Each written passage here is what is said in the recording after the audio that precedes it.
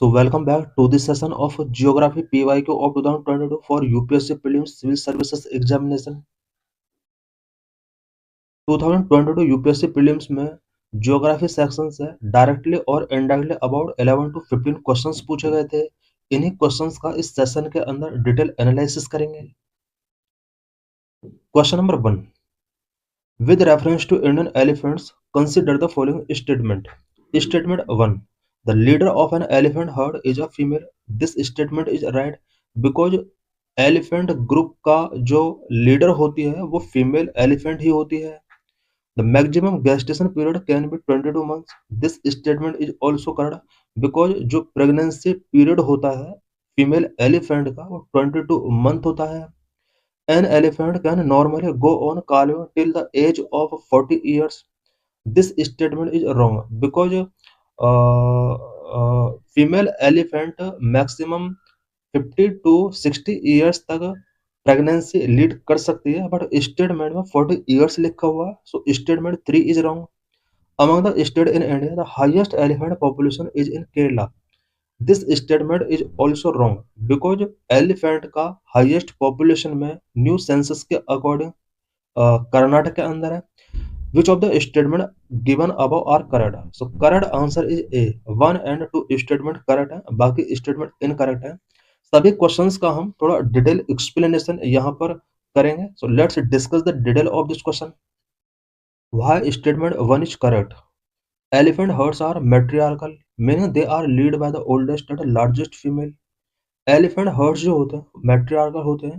It means heard में जो भी ओल्डेस्ट एंड लार्जेस्ट फीमेल होगी वो उस हर्ड को लीड करती है। Why statement 2 is correct? Elephants have longest pregnancy of all mammals, lasting up to 22 months. Elephant का जो प्रेगनेंसी पीरियड होता है वो लॉन्गेस्ट होता है और ममल्स के कंपेयर में। 22 मंथ इसका प्रेगनेंसी पीरियड होता है। Why statement 3 is incorrect? Elephant can continue to give birth with well into the year 50s and 60s, not just until 40। Elephant 50s and 60s में भी बर्थ गिवन कर सकती है। Why statement 4 is incorrect? According to the last elephant census, Karnataka has the highest population of elephant in India, followed by Assam and then Kerala. Status of elephant in India report 2025.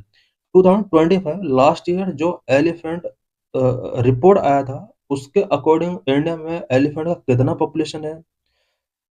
Elephant report से related exercise wild life institute of India के द्वारा की जाती है और ये project elephant के under की जाती है। लास्ट ईयर जो सेंसस किया गया था उसमें स्पेशल ये था कि डीएनए बेस्ड काउंटिंग किया गया था। Total number of elephant present में इंडिया के अंदर 22,446 हैं, जो कि 2017 के कंपेयर में नंबर डिक्रीज हुआ है। 2017 में एलिफेंट का नंबर 29,964 था। स्टेट वाइज पॉपुलेशन अगर देखा जाए कर्नाटक में 6,013 एलिफेंट हैं, आसाम में 4,159 एलिफेंट हैं, तमिलनाडु में 3,136 एलिफेंट हैं। उसी तरह से केरला, उत्तराखंड, ओडिशा का नंबर गिवन है। देख सकते हैं कि सबसे ज्यादा एलिफेंट कर्नाटक के अंदर, second Assam, third Tamil Nadu. Regional trends अगर देखा जाए वेस्टर्न घाट में एलिफेंट का नंबर 2017 के कंपेयर में डिक्रीज हुआ है। North eastern hill and Brahmaputra plain में भी एलिफेंट का नंबर रिड्यूस हुआ है। Central Indian highland and eastern Ghat में भी एलिफेंट का नंबर रिड्यूस हुआ है। शिवालिक गैंगेटिक प्लेन में भी एलिफेंट का नंबर रिड्यूस हुआ है। About Asian elephant, Asian elephant जितने भी हैं उसका 60% एलिफेंट इंडिया में पाए जाते हैं। इंडिया में अबाउट 31 एलिफेंट रिजर्व हैं। कुछ न्यू एलिफेंट रिजर्व भी इंडिया में सेटअप किए गए हैं, such as Singphan elephant reserve in Nagaland, Dandeli elephant reserve in Karnataka, Lemru elephant reserve in Chhattisgarh. ये वो एलिफेंट रिजर्व हैं जिन्हें रिसेंटली सेटअप किया गया है। Species of Asian elephant, Asian elephant की मेनली 3 स्पीसीज होती हैं। Indian subspecies, Sumatra subspecies, Sri Lankan subspecies. Asian elephant largest territorial mammals हैं एशिया में। Compared to African savanna elephant, Asian elephants herds are smaller in size. African savanna elephants का जो herd होता है वो Asian elephant herds के compare में big होता है। Production status of Asian elephant को क्या प्रोडक्शन स्टेटस गिवन किया गया है? वाइल्ड लाइफ प्रोडक्शन एक्ट 1972 के शेड्यूल 1 के अंदर इन्हें मेंशन किया गया। आईयूसीएन रेड लिस्ट के एंडेंजर्ड कैटेगरी में लिस्ट किया गया। साइट्स अपेंडिक्स 1 में कैटेगराइज किया गया है। What is Project Elephant? Project Elephant was launched in 1992 by the Ministry of Environment and Forest. 1992 में इंडिया में प्रोजेक्ट एलिफेंट लॉन्च किया गया था। Ministry of environment and forest ने इसको लॉन्च किया था। Aimed at supporting state to managing their wild Asian elephant population through financial and technical assistance. Question number 2, consider the following: carbon monoxide, nitrogen oxide, ozone, sulphur dioxide. Excess which of the above in the environment is are cause or causes of acid rain? इनमें से acid rain का cause कौन कौन सा हो सकता है? Carbon monoxide acid rain का कॉज नहीं होता है। नाइट्रोजन ऑक्साइड एसिड रेन का कॉज होता है। ओजोन एसिड रेन का कॉज नहीं होता है। सल्फर डाइऑक्साइड एसिड रेन का कॉज होता है। So correct answer is B, 2 and 4 only. So let's discuss the detail of this question. Acid rain is primarily caused by a chemical reaction of sulfur dioxide and nitrogen oxide with water, oxygen, create sulfuric acid and nitric acid. Acid rain जो होता है mainly atmosphere में जो sulphur dioxide and nitrogen oxide का water and oxygen के साथ reaction होता है, देन इससे sulphuric acid and nitric acid create होता है। इट मेक रेन एसिडिक, ये रेन को एसिडिक बना देता है। Normal rain is slightly acidic with a pH of about 5.6। Acid rain typically has a pH between 4.2 and 4.4। Normal rainfall जो होता है उस रेनफॉल में जो पीएच लेवल होता है उसका 5.6 होता है, बिकॉज उसमें एसिड कंटेंट वेरी लो होता है। बट जो एसिड रेन होता है उसमें जो पीएच लेवल होता है वो लेज होता है, 4.2 से 4.4 तक हो सकता है। पीएच लेवल जितना लो होगा वो उतना ही एसिडिक होगा। अबाउट एसिड रेन से रिलेटेड कुछ इंपॉर्टेंट पॉइंट्स हम यहाँ पर डिस्कस करेंगे। Chemical process: acid rain occur when sulfur dioxide and nitrogen oxides are emitted into atmosphere and react with water, oxygen and other chemicals to form sulfur and nitric acid. यहाँ पर sulphuric acid formation and nitric acid formation का formula given है। Sources of emission: sulphur dioxide and nitrogen oxide. Sulphur dioxide and nitrogen oxide का किस तरह से emission होता है? कुछ नेचुरल सोर्सेस हैं such as volcanic eruption and decaying vegetation. कुछ एंथ्रोपोजेनिक कॉज हैं such as burning of fossil fuel, vehicular emissions, industrial refineries. सबसे ज्यादा sulphur dioxide coal fired power plant से होता है। एंड सबसे ज्यादा नाइट्रोजन ऑक्साइड का जो एमिशन होता है वो इंजन्स में इंटरनल कंबशन की वजह से होता है।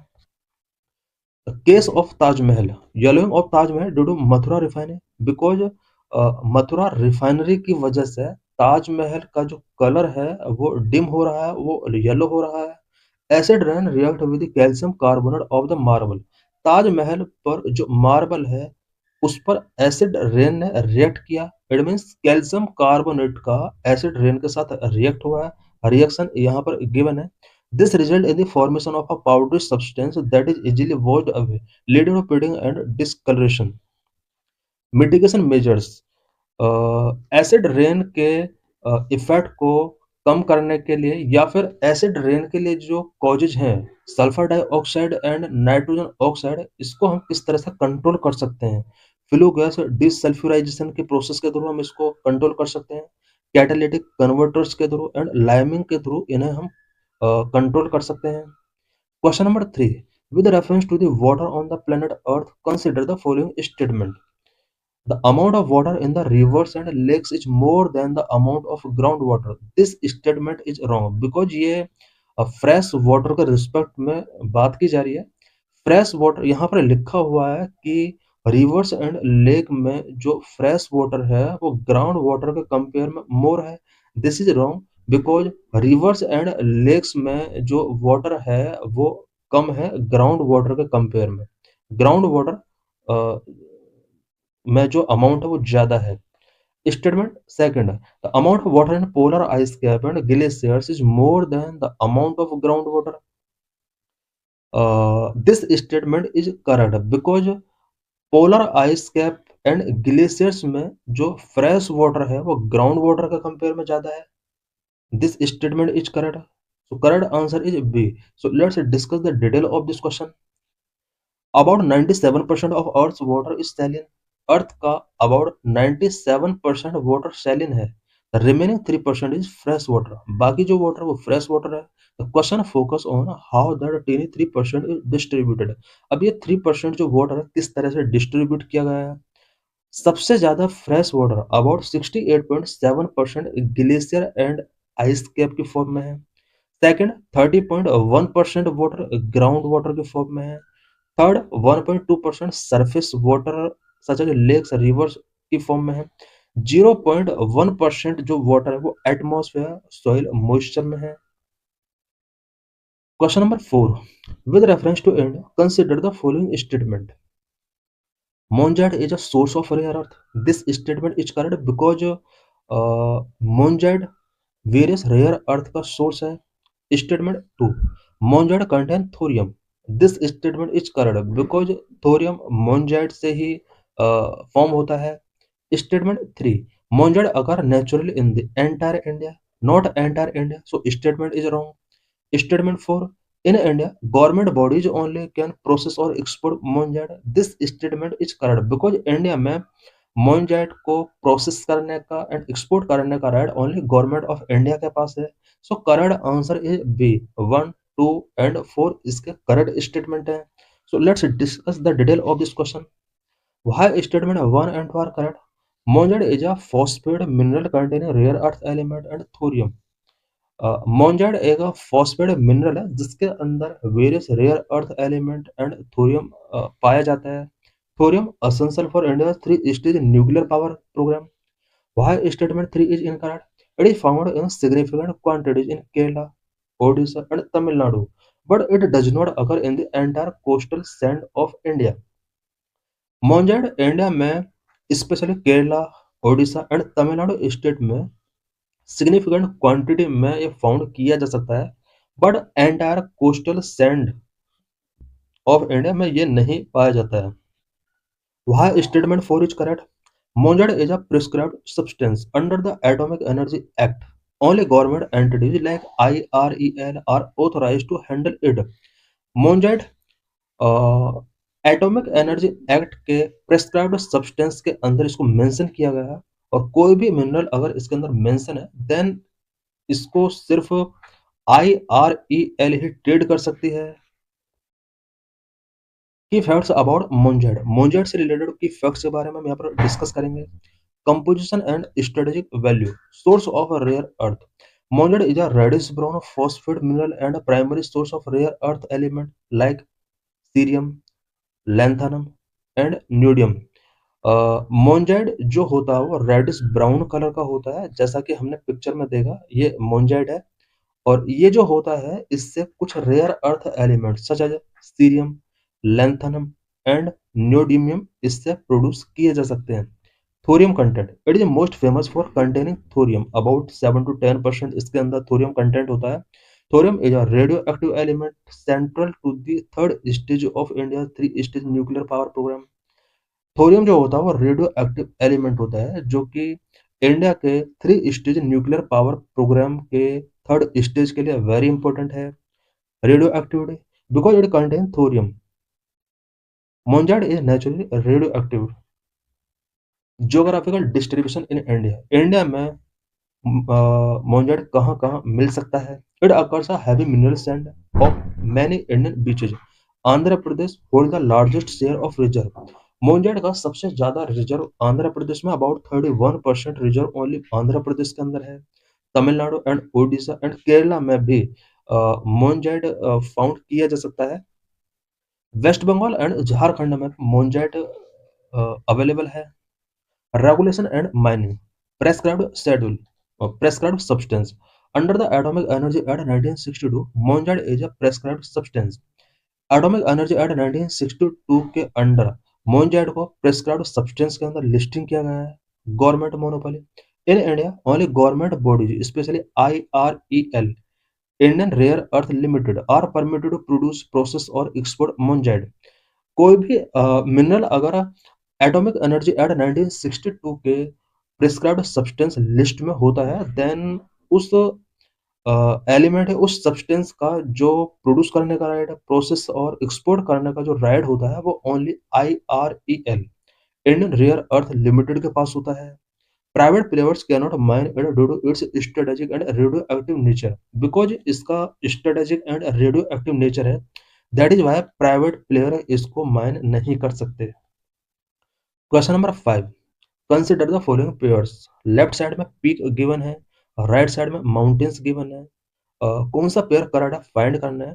Pair 1 Namcha Barwa Garhwal Himalaya. This is wrong because Namcha Barwa eastern Himalaya region में स्पेशली अरुणाचल प्रदेश के अंदर है। Nanda Devi Kumaon Himalaya. This is right because Nanda Devi peak Kumaon Himalaya में ही अवेलेबल है। Number 3 Nokrek Nokrek peak Sikkim Himalaya. This is wrong because Nokrek peak जो है वो मेघालय रीजन में है। Which of the pair given above is are correct. Correct answer is B only 2 pair correct है। So let's discuss the detail of this question. Namcha Barwa located in the Arunachal Tibet region eastern Himalaya not Garhwal Uttarakhand. Namcha Barwa eastern Himalaya का part है specially Arunachal Tibet region में located है। Nanda Devi correctly match with Kumaon Garhwal Himalaya in Uttarakhand. Nanda Devi Uttarakhand के Kumaon Garhwal Himalaya region में है। Nokrek located in Garo hills Meghalaya not the Sikkim Himalaya. Nokrek Meghalaya के गारो hills में located है। So let's discuss more detail about division of Himalaya. Latitudinal division north to south. The division is based on the age and altitude of mountain ranges as they rose from the Tethys Sea. Himalaya का जो division किया गया है वो as and altitude के हिसाब से किया गया है बिकॉज ये जो रेंजेज हैं वो टेथिस सी से रोज हुए हैं। हाईएस्ट जो पार्ट है हिमालय रेंज रीजन का वो ट्रांस हिमालय रीजन है जिसके अंदर काराकोरम लद्दाख झांस्कर एंड कैलाश रेंज पड़ती है। Number 2 greater Himalaya most continuous loftiest range है हिमालय का। हाइट अबाउट 6000 मीटर है इसका।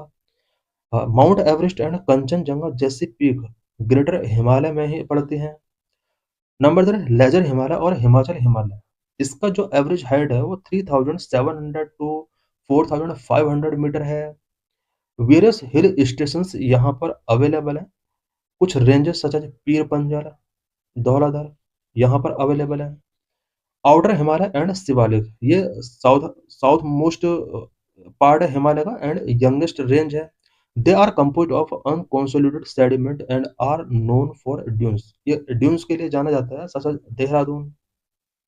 Regional division of Himalaya Himalaya के कुछ west to east regional division हैं सच एज वेस्ट में पंजाब कश्मीर हिमालय। पंजाब कश्मीर हिमालय जो है वो इंडस एंड सतलुज रिवर के बिटवीन पड़ता है। सेंट्रल वेस्ट में Kumaon Himalaya between Sutlej and Kali. Centre Himalaya Nepal Himalaya between Kali and Teesta.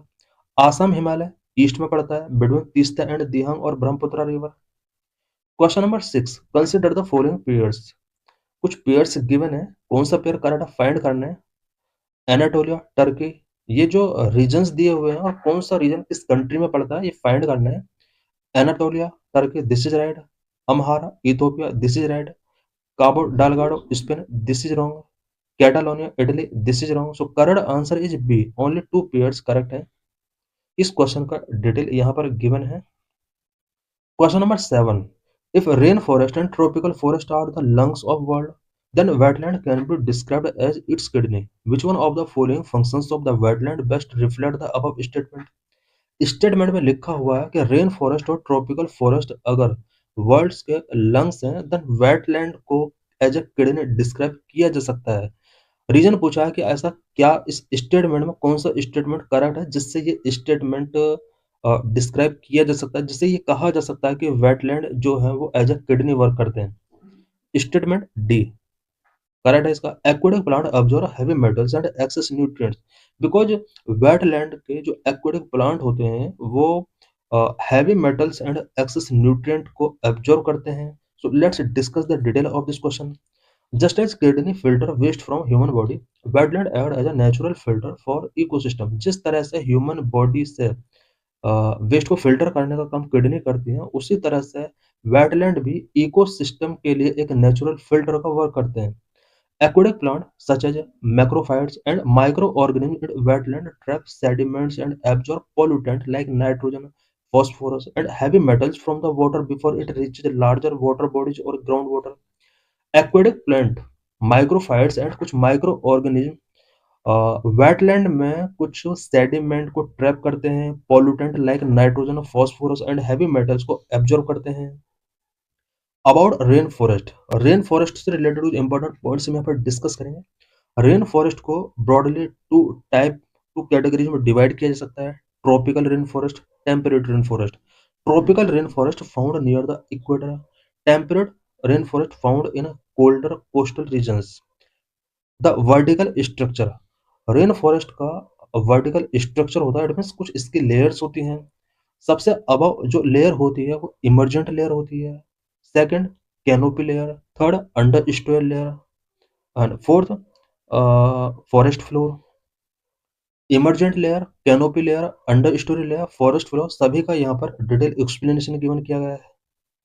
की कैरेक्टरिस्टिक, रेन फॉरेस्ट का कैरेक्टरिस्टिक क्या होता है? हाई रेनफॉल, रेन फॉरेस्ट उस रीजन में मिलते हैं जहां पर annual rainfall 1750 mm to 2000 mm तक होता है।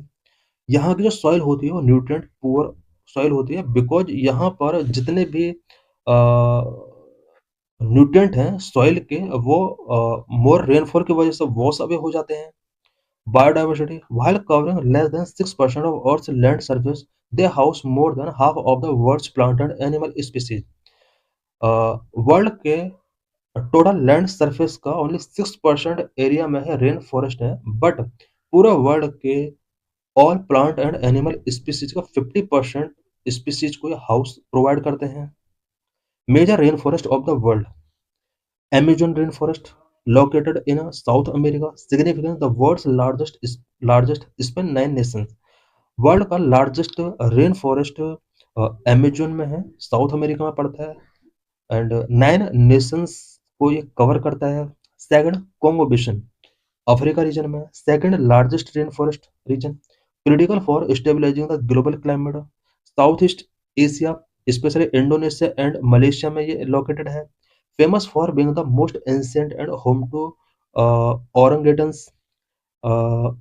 डेंट्री ऑस्ट्रेलिया में one of the world oldest surviving rain forest on the earth. Daintree world का ओल्डेस्ट सर्वाइविंग रेन फॉरेस्ट है अर्थ पर, जो कि ऑस्ट्रेलिया में है।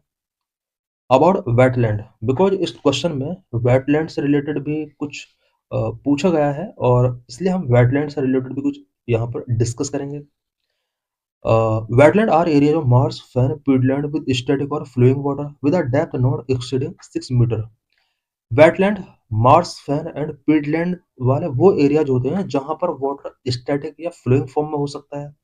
इसका डेप्थ 6 मीटर से ज्यादा नहीं होना चाहिए, इट मीन 6 मीटर तक ही इसका डेप्थ होगा तभी वेटलैंड है, अदरवाइज वो वेटलैंड नहीं होगा। It also includes marine areas. Wetlands are ecotone, having land transitional between aquatic and terrestrial ecosystems. Status of wetland in India. India में वेटलैंड का क्या स्टेटस है? इंडिया है approximately 2,31,195 wetland.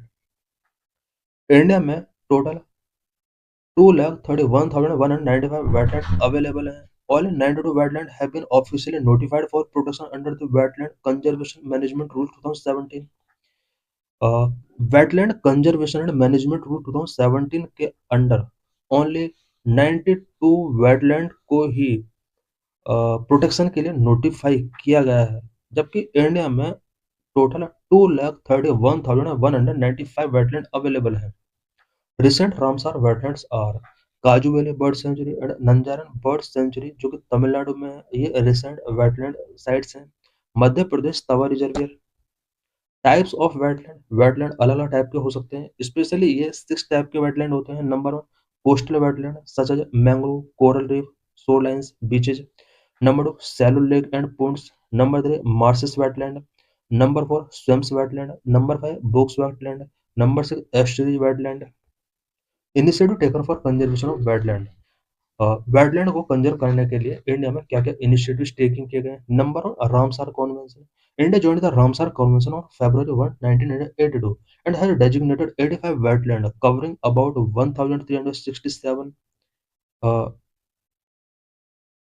about 13,67,749 hectare area wetland के अंदर covered है। India ने 1982 में रामसार कॉन्वेंशन को ज्वाइन किया और यहाँ पर वेटलैंड एरियाज को प्रोटेक्शन गिवन किया गया। Number Montreux record, it is a resistor of wetland sites under Ramsar convention on the list of wetland of international importance. Montreux record जो है वो रामसार कॉन्वेंशन के अंडर वेटलैंड साइट्स का एक record register होता है। Number 3, wetland conservation and management rule 2017। ये कुछ इनिशिएटिव हैं इंडिया के अंदर जो कि वेटलैंड को कंजर्व करने के लिए टेकिंग किए गए हैं। Question number 8, if a major solar storm reaches the Earth, which of the following are possible effect of Earth on the Earth? अगर मेजर सोलर स्टॉर्म अर्थ पर रीच करते हैं देन अर्थ पर इसके पॉसिबल एफर्ट्स क्या क्या हो सकते हैं? Number, GPS and navigation system could fail, this is correct because solar storm या solar flares GPS system and navigation system को अफेक्ट करते हैं। Number 2, tsunami could occur at equatorial regions, this is wrong because solar storm का tsunami के साथ कोई relation नहीं है। Number 3, power grid could be damage, this is right, power grid इससे डैमेज हो सकते हैं। Number 4, intense auroras could occur over much of the earth, this is right. Number 5, forest fire could take place over much of the planet, this is wrong because forest fire and solar storm का कोई connection नहीं है। Next, orbit of the satellite could be disturbed, satellite का orbit disturb हो सकता है, this is right. Short wave radio communication over polar regions could be interrupted, this is also right because polar region के ऊपर जो short wave radio communication है वो इंटरड हो सकते हैं। So correct answer is C, 1, 3, 4, 6, 7 इसके करेक्ट हैं, बाकी इनकरेक्ट हैं। So let's discuss the detail of this question. यहाँ पर ये एक्सप्लेनेशन है आंसर का। साइंटिफिक लॉजिक, इसका साइंटिफिक लॉजिक क्या है कि कुछ पर इसका इम्पैक्ट पड़ रहा है, कुछ पर नहीं पड़ रहा है। Solar flares consist of charge particle and radiation, because solar flares charge particles and radiation के द्वारा कंसिस्ट होता है।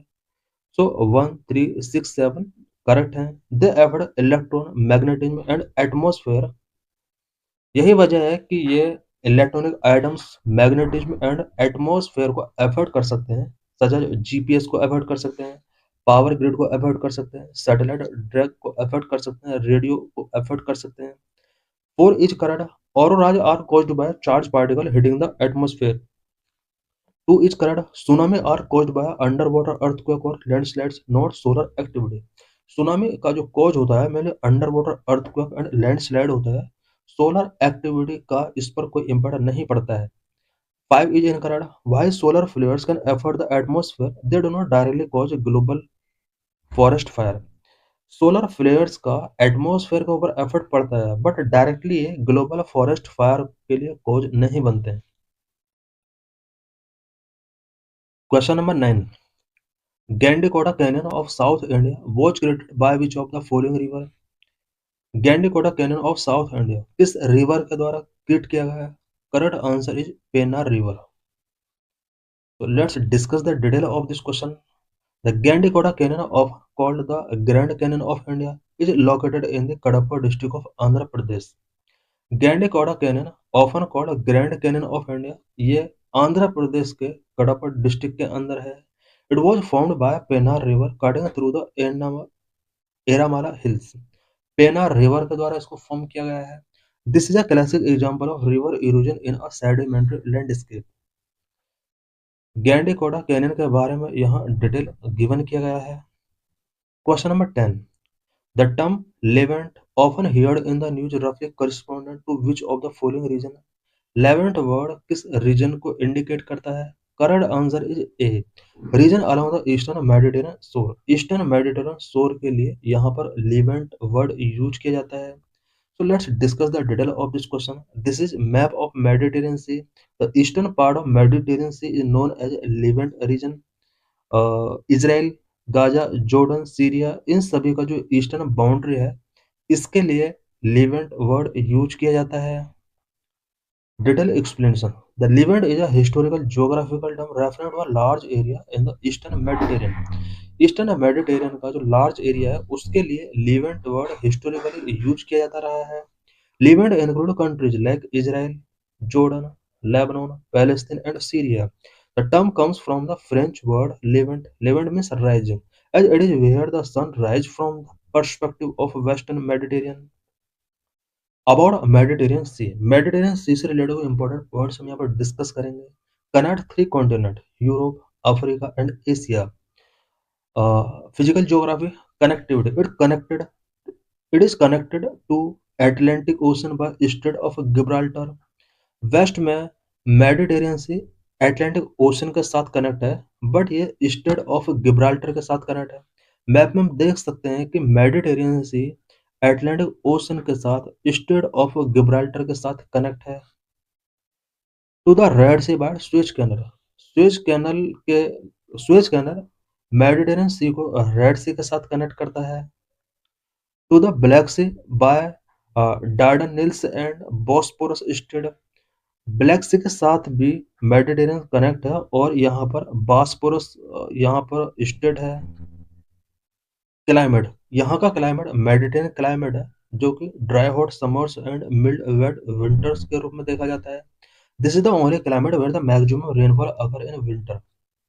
इंपॉर्टेंट आइलैंड यहाँ पर Sicily, Sardinia, Cyprus, Crete and Balearic island यहाँ पर सिचुएटेड है। Countries bordering the Mediterranean Sea, about 21 countries इसको बॉर्डर करते हैं। यूरोप के अबाउट 11 कंट्रीज हैं, एशिया के अबाउट 5 कंट्रीज हैं, अफ्रीका के अबाउट 5 कंट्रीज हैं, कुछ आइलैंड नेशंस भी हैं जो इसको बॉर्डर करते हैं। स्ट्रेटेजिक इंपॉर्टेंस ऑफ मेडिटेरियन सी का स्ट्रेटेजिक इंपॉर्टेंस क्या है? ये एक मेजर ट्रेड रूट है। यहाँ से पीपल का माइग्रेशन बहुत ज़्यादा लेवल पर होता है। एनर्जी का एक बिग रिजर्व है यहाँ पे। Question number 11. Among the following crops, which one of the most important anthropogenic source of both methane and nitrous oxide? इनमें से कौन सा क्रॉप है जिसके थ्रू सबसे ज्यादा methane and nitrous oxide release होता है? Correct answer is B, rice. So let's discuss the detail of this question. Methane CH4, flooded rice field create anaerobic conditions where methogenic bacteria decompose organic matter, release methane. Flooded rice field जो होते हैं ये anaerobic conditions create करते हैं जहां पर कुछ methanogenic bacteria organic matter को डिकम्पोज करते हैं और इससे मीथेन रिलीज होता है। Nitrous oxide, they heavy use of nitrogen based fertiliser in rice cultivation. Rice cultivation के लिए पैडी फील्ड के अंदर नाइट्रोजन बेस्ड फर्टिलाइजर का यूज किया जाता है combined with the alternate wetting and drying of soil lead to the release of nitrous oxide. Because paddy field जो होते हैं अल्टरनेटली वेटिंग एंड ड्राइंग होते हैं और जब नाइट्रोजन इसके साथ रिएक्शन करता है देन नाइट्रस ऑक्साइड रिलीज होता है। Question number 12, consider the following statement. Coal ash contain arsenic, lead and mercury. This statement is correct because coal ash जो होता है उसमें आर्सेनिक होता है, लेड होता है, मरकरी होता है। Statement 2, coal fired power plant release sulphur dioxide and oxide of nitrogen into environment. Coal fired power plant जो होते हैं वो एनवायरनमेंट में sulphur dioxide and oxide nitrous oxide release करते हैं। This statement also correct. Statement 3, high ash content is observed in Indian coal. This is right because Indian coal जो होता है उसमें एस कंटेंट हाई होता है। So correct answer is D, 1, 2 and 3 इसके correct हैं। So let's discuss the detail of this question. Why statement 1 is correct? Fly ash is a byproduct of burning coal and contain toxic heavy metals like arsenic, lead and mercury. Fly ash और coal ash एक coal burning का by product है जिसके अंदर कोई toxic heavy metals like arsenic, lead and mercury होते हैं। Why statement to is correct? Combustion of coal is a major source of air pollutants, specifically sulfur dioxide and nitrous oxide, which contribute to acid rain and smoke. Combustion of coal air pollutant का एक major source है because जब कोल का combustion होता है उस time पर sulphur dioxide and nitrous oxide release होते हैं जो कि एसिड रेन एंड स्मोक के लिए कंट्रीब्यूट करता है। वह statement 3 is correct. Indian coal is known for having a very high ash content, often 35 to 45% तक इसमें एस कंटेंट होता है compare to imported coal. Imported coal में about less than 15% ash content होता है which make it less efficient and more polluting. Question number 13, consider the following statement.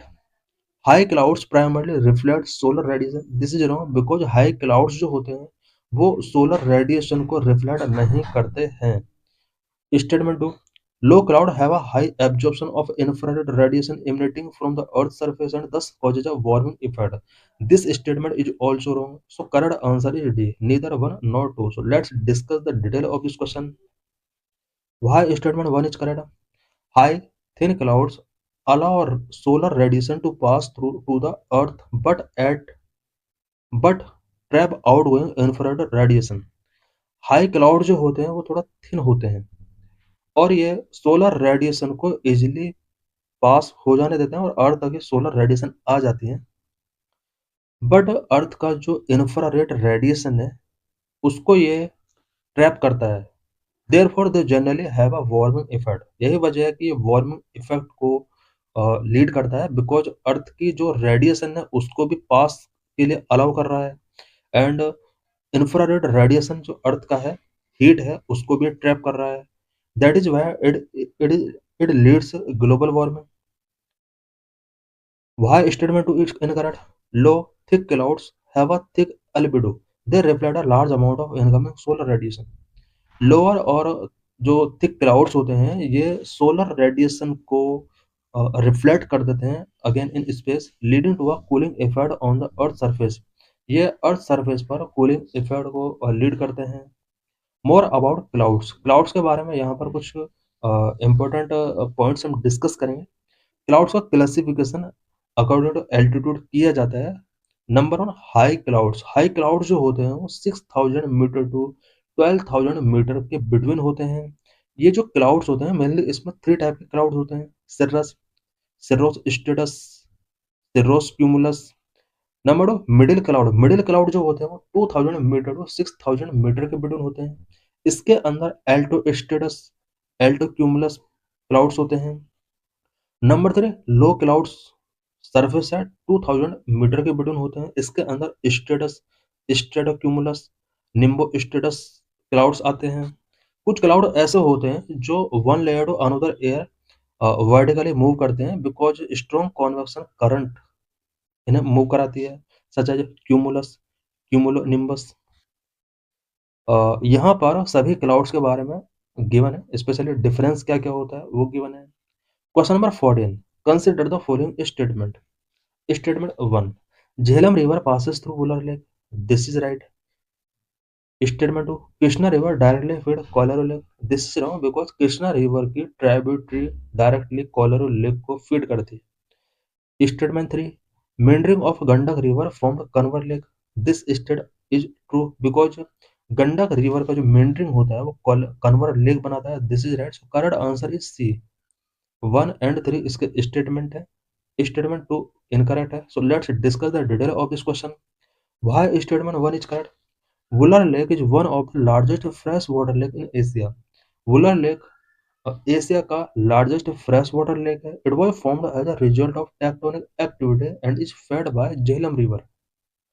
ये एक ऐसी लेक है जो कि टेक्टोनिक एक्टिविटी की वजह से फॉर्म्ड हुई एंड ये झेलम रिवर के द्वारा फीड की जाती है। Why statement 2 is incorrect? Kolero Lake in Andhra Pradesh is located between the Krishna and Godavari Delta.